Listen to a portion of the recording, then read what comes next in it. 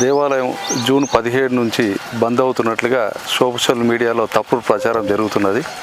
ఈ ప్రచారాన్ని అవాస్తవం అని చెప్పి ఆ ప్రచారం చేసిన సోషల్ మీడియా ఎవరైతే ఉన్నారో వాళ్ళ మీద కూడా నిన్న పోలీసు కంప్లైంట్ ఇవ్వడం జరిగింది.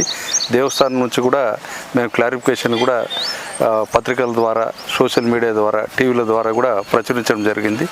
ఏదైతే జూన్ 15 నుంచి ఆలయం మూసివేత, భీమేశ్వర ఆలయ దర్శనాలని చెప్పి ప్రచారం చేస్తున్నారో ఎవరైతే సోషల్ మీడియాలో తెలియని వ్యక్తులు, దయచేసి అటువంటి ప్రచారాలు భక్తులు ఎవరు కూడా నమ్మకండి. ఏదైనా దేవాలయం నుంచి అఫీషియల్గా మేము రిలీజ్ చేసింది మాత్రమే అది పరిగణలోకి తీసుకోండి.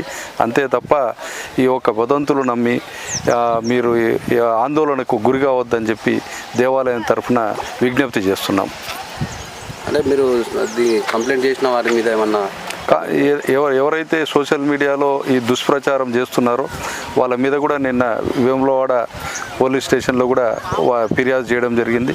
పోలీసులు కూడా ఎవరు ఈ రకంగా దుష్ప్రచారం చేసి భక్తులను మనోభావాలు దెబ్బతీసి ఆందోళనకు గురి చేస్తున్నారు అని చెప్పి వాళ్ళు కూడా ఆ ఒక్క వ్యక్తుల కోసం అని చెప్పి గాలిస్తున్నట్లుగా మాకు సమాచారం ఇచ్చారు. కాబట్టి ఇట్లాంటివి ఎవరైనా ప్రచారం చేయాల్సి లేనిపోని భక్తుల్లో ఆందోళన కలిగించాలని ప్రయత్నం చేస్తే వారిపైన కూడా క్రిమినల్ పరంగా అన్ని చర్యలు పోలీస్ డిపార్ట్మెంటు అలాగే దేవస్థానం కూడా తీసుకుంటుందని చెప్పి తెలియజేస్తున్నాం.